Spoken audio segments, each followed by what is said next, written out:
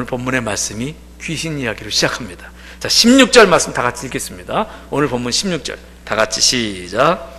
우리가 기도하는 곳에 가다가 점치는 귀신 들린 여종 하나를 만나니 점으로 그 주인들에게 큰 이익을 주는 자라. 아멘. 바울이 빌립보에서 전도하다가 생긴 일이에요. 예? 여러분, 사도행전 16장은 사도 바울이 2차 전도여행을 하는 중에 빌립보에 가서 전도하다가 생긴 일이 중심이 돼서 기록되어 있는 말씀이죠. 바울 일행이 1차 전도여행을 갔던 곳, 그것을 이제 2차 전도여행 하면서 다시 신방하고 그리고 복음을 전하려고 출발했죠. 바나바랑 갈라져서 바울은 그 1차 전도여행 했던 것을 거꾸로 위로 올라가서 소아시아 지역 그쪽부터 둘러보기 시작했습니다. 거기서 디모데라는 젊은 제자도 만나고, 또 처음에 전도할 때 그 복음을 전해서 세워놨던 그런 교회들을 또 이렇게 쭉 둘러보고, 그리고 바울은 그 소아시아 지역에서 북동쪽으로 전도하려고 그랬어요. 그 북동쪽으로 전도하려고 그랬는데 성령이 가로막는 겁니다. 그 성령이 가로막아요. 그래서 자꾸 서쪽으로 가게 돼서 결국 서쪽에 지중해 연안에 있는 드로아 항구라는 곳에 도착하게 되죠. 드로아 항 앞에는 바다가 있는데 그 드로아 항에서 거기 머물 때에 환상을 봅니다. 바울이 환상을 보는데 환상 중에 마게도냐 사람 하나가 나타나서 바울에게 청하기를 마게도냐로 건너와서 우리를 도우라 그러는 거예요. 그래서 바울은 그 환상을 보고 하나님이 지금 마게도냐로 우리를 가게 하시는구나, 이걸 깨닫고 거기서 배를 타고 지중해를 건너서 마게도냐 지경으로 가게 되는 거죠. 그래서 바울이 마게도냐 지방에 이제 가서 마게도냐 지방의 첫 성인 빌립보에 가서 전도한 이야기가 오늘 보면 바로 앞에 있는 단락이죠. 빌립보에 갔는데 아무도 아는 사람이 없어요. 그리고 유대인의 회당도 없어요. 유대인들도 없어서 기도처도 찾지 못하고 며칠을 그러다가 안식일을 맞이해서 기도처를 찾으려고 강가로 나갔다가 강가에서 빨래하고 있던 몇 명의 여자들을 만납니다. 그래서 그 여자들에게 바울이 복음을 전하죠. 그 여자들 가운데 루디아라고 하는 한 여성이 그 바울의 말씀을 듣고 복음을 받아들여요. 그가 회심을 해요. 그리고 이 루디아가 이 바울 일행을 자기 집으로 초청을 하죠. 그 자기 집에 초청해 가서 자기 집 식구들을 모아놓고 바울의 이야기를 듣고 결국 루디아 가정의 온 집안 식구들이 복음을 받아들이고 세례를 받습니다. 그리고 그 집에서 루디아가 청해서 계속 우리 집에 머물러 계시면서 말씀을 가르쳐 주십시오. 그렇게 해서 루디아의 집이 빌립보 교회가 되는 겁니다. 우리가 이 말씀 보면서 우리가 생각했습니다. 하나님의 섭리는 놀랍다는 거예요. 예? 그냥 아무도 모르는 지역에 바울 일행이 거기 갔는데, 빌립보 가라고 그래서, 성령께서 가라고 그래서 갔는데 거기서 그렇게 빨래터에서 여자들한테 복음 전하다가 딱 한 여자 루디아 만나게 하셔서 빌립보 교회가 세워지는 거니까. 여기 술술술술 잘 풀려나가는 거죠. 자, 여기까지는 술술 잘 풀렸어요. 하나님이 준비하신 루디아의 집에서 빌립보 교회가 세워지고 거기에 사람들이 모이기 시작한 겁니다. 모든 일이 물 흐르듯이 순조롭게 풀렸습니다. 그런데 오늘 본문에 보면 문제가 생겼어요. 그 빌립보 지역에 복음을 전하러 다니는 그곳에 바울이 이제 복음도 전하고 기도하러 가다가 이 점치는 귀신 들린 여종 한 사람을 만났는데, 이 귀신 들린 여자가 점을 쳐서 번 돈으로 주인들에게 큰 이익을 주는 사람이었다는 거예요. 이 귀신 들린 여종이 바울의 전도팀을 몇 날 며칠 동안 따라다니면서 소리를 칩니다. 자, 그 대목을 봅니다. 17절 말씀 다 같이 볼게요. 시작. 그가 바울과 우리를 따라와 소리질러 이르되 이 사람들은 지극히 높은 하나님의 종으로서 구원의 길을 너희에게 전하는 자라 하며. 아멘. 여러분 한번 상상해 보십시다. 전도팀을 따라다니면서 한 여자가 막 귀신 들린 여자가 막 소리치는데 방해가 안 되겠습니까? 이게 방해가 되잖아요. 여러분 학교 다닐 때 수업을 하고 있는데 저 뒤에서 한두 명이 막 떠들어대면서 막 그러면 수업 분위기 엉망되잖아요. 수업 잘 안 되잖아요. 예? 여러분 표정이 그런 표정이에요. 여러분 표정에 그건 목사님이나 그랬지 우리는 선생님이 무서워서 죽어요. 그러면 예? 아유, 내가 학교 다닐 때 우리 선생님들 얼마나 무서운지, 제천의 선생님들이 얼마나 무서운지 몰라서 그래요. 꼼짝도 못해요. 뭐 그렇게 생각하는 분도 계실 수 있을 것 같아요. 근데 여러분 수업 시간에 그 한 두세 명이 그런다면은 한두 명이 그렇게 해도 수업 분위기 엉망되는 거 아니에요? 여러분 전도팀이 나가서 전도하는데 한 술 취한 사람이 따라다니면서 소리 지르고 그러면 이게 전도가 되겠습니까? 안 되잖아요. 예? 자, 지금 그런 분위기. 자, 성경 읽습니다. 18절. 자, 상상하면서 읽습니다. 다 같이. 시작. 이같이 여러 날을 하는지라 바울이 심히 괴로워하여 돌이켜 그 귀신에게 이르되 예수 그리스도의 이름으로 내가 네게 명하노니 그에게서 나오라 하니 귀신이 즉시 나오니라. 아멘. 여러분, 바울이 이 여자 때문에 전도하기가 힘들었어요. 예? 몇 날 며칠을 여러 날을 이렇게 따라다니면서 막 괴롭히고 막 방해했다는 거죠. 그래서 바울이 심히 괴로워서 귀신을 쫓아냈습니다. 예? 예수 그리스도의 이름으로 내가 네게 명하노니 그에게서 나와라. 그랬더니 그냥 귀신이 나왔다는 거예요. 그래서 귀신이 나간대. 자, 그러면 바울 입장에서 골치 아픈 문제가 해결됐잖아요. 귀신 들린 여자가 있었는데 귀신이 빠져나갔어요. 그러면 이 골치 아픈 문제가 해결됐잖아요. 영적인 승리를 한 거예요. 이 승리로 인해서 전도가 더 잘 될 것이다 예측이 되잖아요. 그렇죠? 여러분 우리가 어느 순간 야, 잘 됐다. 이 골치 아픈 문제가 해결됐네. 아휴, 이젠 잘 풀릴 거야. 이런 일이 있을 수 있잖아요. 그런 때 있잖아요. 무엇인가 이제는 술술 잘 풀릴 것 같고 그런 느낌 있잖아요. 이젠 됐다. 이젠 잘 될 거야. 이같이 바울도 이런 영적 전쟁에서 승리했기 때문에 앞으로 일이 잘 될 거라는 기대가 있었을 겁니다. 그런데 여기부터 문제가 되기 시작했어요. 예? 그 다음 전개되는 상황들이 전혀 달랐어요. 이 귀신 들린 이 여종이 그렇게 귀신이 빠져나가니까 그 여종이 점쳐서 생활하던 그 주인들이 있었는데 그 주인들이 이 귀신이 떠나가서 점을 못 치게 되니까 수익이 없어지게 된 거예요. 그래서 바울과 실라를 붙잡아서 관리들에게 끌고 갔습니다. 그 내용이 19절에 있어요. 자, 19절 말씀 다 같이 읽겠습니다. 19절 시작. 여종의 주인들은 자기 수익의 소망이 끊어진 것을 보고 바울과 실라를 붙잡아 장터로 관리들에게 끌어갔다가 아멘. 아시겠죠? 오히려 바울과 실라를, 그 귀신을 쫓아낸 바울과 실라를 이 귀신 들린 여종의 주인들이 가서 붙잡아서 끌고 가는 관리들한테.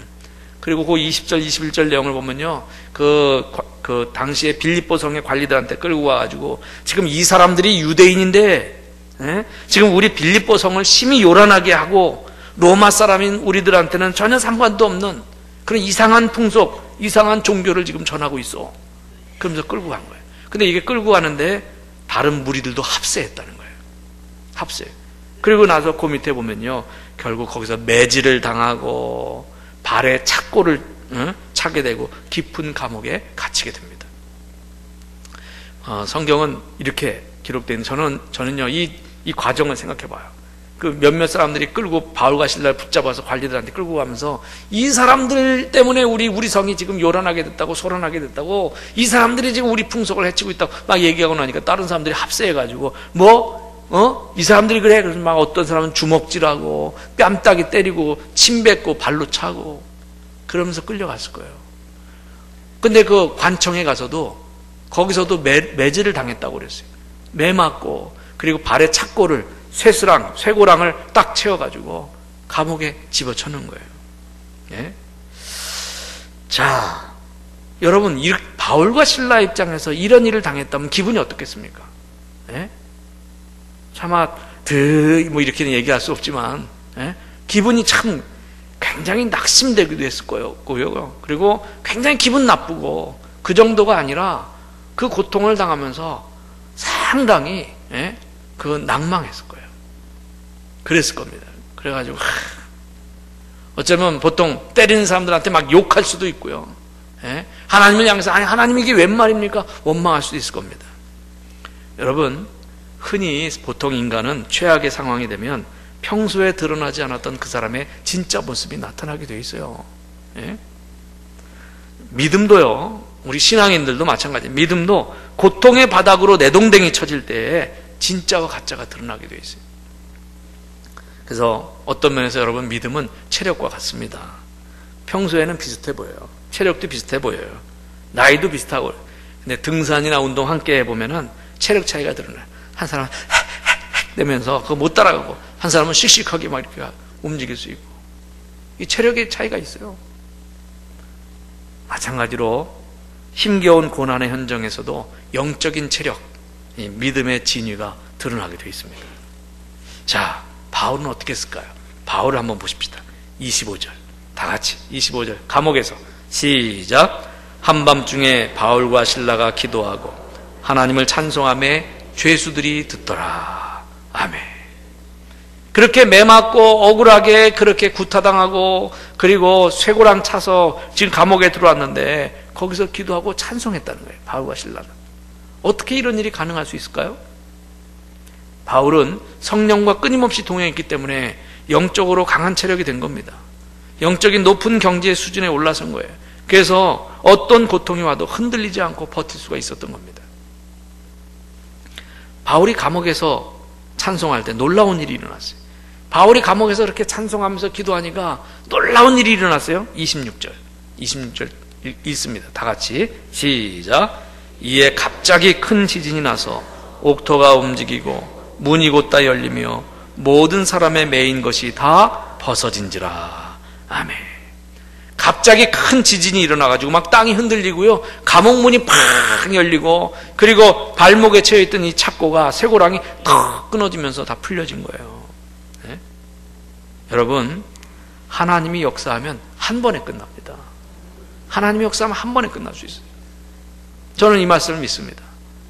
네? 지진이 나면서 그냥 이게 흔들흔들하다가 문이 팍 열리고 말이죠.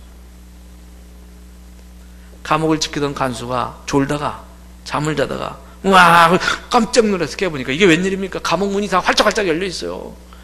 이야, 죄수들 다 도망갔구나. 이제 난 죽었구나.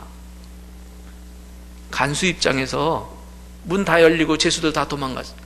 그러면 자기는 매질을 당하고 고통 속에 책임을 다 못했다고 죽임을 당하는 게 뻔한 거예요. 그래서 이 실망한 간수가 칼을 빼가지고 자결을 하려고 자기를 찌르려 막 그러는데 바울이 큰 소리를 지르면서 말합니다. 내 몸을 상하지 마라. 우리가 지금 다 여기 있노라. 그러자 보니까 감옥에 죄수가 도망가지 않고 있는 거예요. 그래서 이 간수가 바울과 실라 앞에 가서 엎드립니다. 엎드려요. 그리고 바울 일행에게 묻습니다. 그게 30절에 나오는 내용인데요. 뭐라고 묻냐면요. 선생들이요, 내가 어떻게 하여야 구원을 받으리이까? 내가 어떻게 하여 구원을 받으리까? 간수가 이렇게 물으니까 바울이 유명한 이야기를 해요. 31절 다 같이 31절 시작. 이르되 주 예수를 믿으라. 그리하면 너와 내 집이 구원을 받으리라 하고. 아멘. 주 예수를 믿으라. 그리하면 너와 내 집이 구원을 받으리라. 이 하나님의 말씀을 간수가 받아들이고, 이 간수가 다 이게 문이 활짝활짝 열리는 감옥 밖으로 이 죄수였던 바울과 실라를 데리고 나가죠. 그래서 자기 가족에게 가서 가족에게 말씀 전하게 하고 온 가족이 믿고 세례를 받았어요. 그리고 크게 기뻐했습니다. 그 기뻐하는 장면 읽어볼까요? 34절 다 같이 읽습니다. 시작.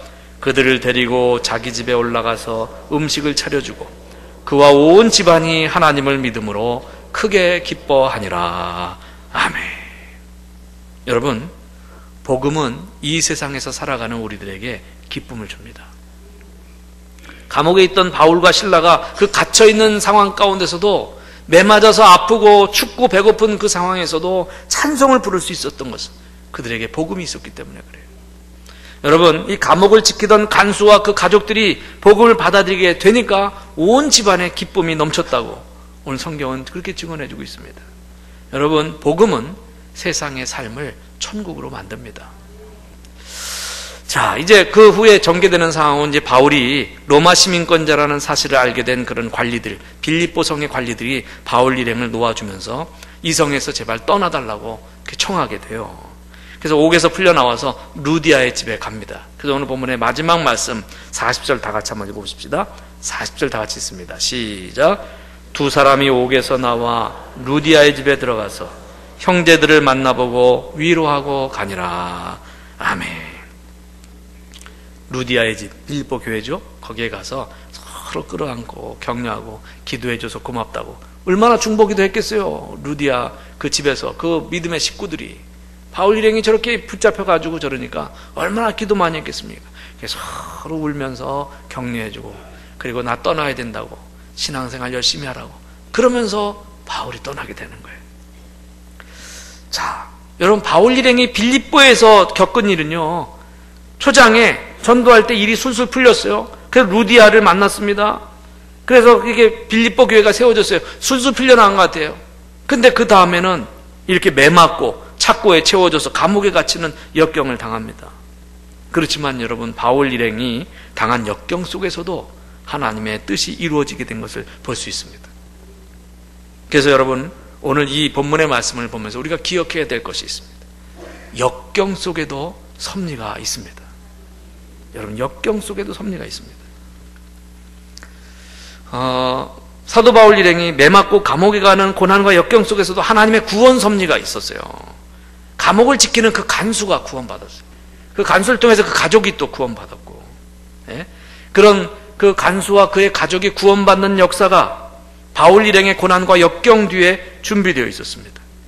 결국 빌립보에서는 루디아와 감옥의 간수 전도한 거예요. 그게 다예요. 근데 여러분 이렇게 한 사람이 구원을 받기 위해서 그 뒤에 이런 고통이 있었다는 거죠. 여러분 한 사람이 구원받는 일을 위해서 예수님은 십자가에 피 흘려 돌아가시는 대가를 치르셨습니다. 그렇지만 이 한 사람에게 전해진 그 구원은 결코 그 한 사람에게만 끝난 것이 아니에요. 지난 2000년 동안 이 구원의 역사는 한 번도 정지해 본 일이 없습니다. 계속 이어져 왔어요. 제가 존경하는 한 선배 목사님 계세요. 신학대학 3년 선배이시면서 고등학교 선배이시기도 해요. 지금 서울의 마포지방에서 목회하시는데 노숙자들을 위한 사역을 하십니다. 근데 이 목사님이 처음부터 그들을 위한 사역을 하신 것이 아니에요. 교회를 개척하고 여러 가지 우여곡절을 겪으면서 막 열심히 목회를 하셔서 그래도 교인들이 지금 꽤 늘어나게 됐는데 일반 목회를 하셨죠. 여러 가지 그런 많은 시행착오도 겪고 힘든 일도 많이 겪었지만 그런 과정에 있다가 어느 날 한 노숙자와의 만남을 통해서 점차 그들의 세계로 들어가게 된 겁니다. 그래서 그들을 교회로 데리고 와서 식사를 대접하고 또 그들과 만나면서 한 사람 한 사람 삶의 문제들을 접하고 관심을 가져주고 상담해주고 스스로 자립할 수 있는 용기를 주고 일거리들을 주게 됐어요. 여러분 서울 같은 데는요 이 노숙자들 문제가 아주 큽니다. 서울 중심가에 있는 교회들은 일주일에 하루 정도는 그 노숙자들이 오면은 돈 몇백 원씩을 이렇게 주게 돼요. 근데 얼마 정도씩 오냐면 보통 제가 있을 당시에 뭐 종교교회나 창천교회 하면 하루에 200명 정도씩 와요. 그러니까 일주일에 한 날을 정해서 그 교회에서 돈 몇백 원씩을 주는데 한 200명 정도가 와요. 시내에는요. 보통 일이 아니죠? 매주 200명 정도가. 중곡동에서 목회할 때는 그 중곡동 지역에는 노숙자들이 6, 70명 정도가 와요. 매주 화요일 날 이렇게 정해서 오전 내내 계속 와서 그 몇백 원을 받으려고 줄 서 있어요. 물론 그들 중에서는 그 몇백 원을 딱 받자마자 바로 교회 자판기에서 커피 딱 뽑아가지고 쫙 마시고 잘 마셨다 이러고 가는 분들도 계셔요. 이 노숙자들을 위한 사역을 하게 된 이 목사님인데 제일 문제가 처음에 그 노숙자들을 그래서 받아주니까 그분들이 교회를 들어오는데 교회 오는데 교인들이 싫어하는 거예요. 왜 싫어하겠어요? 그들이 모여있으면 옷을 세탁하지 않아서 그냥 지린내가 진동을 해요. 그냥 이상한 냄새인데 그게 거의 지린내가 진동을 해요. 노숙을 했기 때문에. 그리고 옷도 세탁을 안 해서 아주 이상한 냄새가 나요. 또 술에 찌들어 있는 사람들이 대부분이에요. 술에 찌들어 있는 사람들한테 알코올 냄새가 나는데 여러분 알코올도 좀 이렇게 금방 마신 사람 그리고 좋은 술 마신 사람은요 옆에 가면 그래도 약간 향긋한 냄새가 비슷하게 나요. 그런데요 이렇게 저질스러운 짬뽕의 술을 막 계속 마시고 매일 그렇게 마시면서 사는 이 노숙자들한테 나는 알코올 냄새는요 이야 그거는 견디기 어려워요. 한번 상상해 볼까요? 한 5, 60명의 그런 지린내 나는 사람들이 여기 와서 예배드리 나오면 아마 이분들보다 더 많은 숫자가 아마 교회를 딴 데로 옮길 것 같아요. 근데 그 교회에 그런 일들이 생긴 거죠. 그래도 교인들을 설득해서 그들을 정성을 들여서 삶을 가꾸어 나가기 시작했습니다. 옷도 세탁해주고 교회 오면 목욕도 시켜주고 그리고 먹을 것도 주고 그리고 갱생의 길을 걸을 수 있도록 또 이렇게 어디 땅을 좀 빌려가지고 농사 짓는 데도 만들어서 거기서 일도 시키고 그러면서 막 했어요. 근데 가끔가다 그들 가운데 몇 개월 지나서 이제 멀끔해지고 참 괜찮아지고 친해지고 그 관계도 좋아졌는데 그 사람들이 배신을 해. 가끔가다 보면 교회 물건들 훔쳐가고 목사님 목양실에 들어와서 책상 서랍 뒤져가지고 괜찮은 것들 다 훔쳐서 도망가 버리고 그러면 거기서 낙심을 하게 되고 막 그러는 거예요. 여러 우여곡절을 겪으면서 그 모든 것을 극복해 나갑니다. 일일이 다 열거하지 않아도 그 길이 쉽지 않았을 것이라는 걸 짐작이 가죠. 매주 이렇게 서신을 보냈는데 제가 그를 통해서 소식을 들어요. 얼마 전에는 그 노숙인들로 합창단을 만들어서 성가대죠. 합창단을 만들어가지고 그들을 그 음악을 가르쳐가지고 그래서 합창을 했는데 이 노숙인들의 목욕시설 건립을 위해서 자선음악회를 시내에서 한 거예요. 자선음악회. 이분들이 와서 그 교회에서 밥 먹을 때 전 국무총리도 와서 그 봉사를 하고요. 그 전 국무총리께서 또 함께 정홍원 총리인데 함께 그 노숙인들 후원자가 돼가지고 그 합창단 자선음악회도 아주 성황리에 됐어요. 그래서 그 시설 건립을 위한 각종 헌금 후원금들이 지금 모이고 있어서 이제 첫 발을 뗐는데 얼마 후에는 그들을 위한 센터 같은 것도 마련이 될 거라 보여주는데 이 목사님은 노숙인들을 그렇게 불러요. 거리의 천사라고. 거리의 천사. 지난주 중에는 서신을 통해서 이 목사님이 미국에 갔는데 그곳에서도 노숙인 사역을 하는 교회를 돌아봤어요. 미국의 세이비어 처치라고 하는 유명한 교회가 있는데 그 교회를 돌아봤어요. 미국에서는 이 홈리스 피플, 집 없는 사람들이다 이렇게 표현하는데 그러면서 그 노숙인들 가운데서도 밝은 미소를 가진 사람이 있다 그러면서 이 목사님이 그 미국인 노숙인과 함께 사진을 찍어서 서신과 같이 보냈더라고요.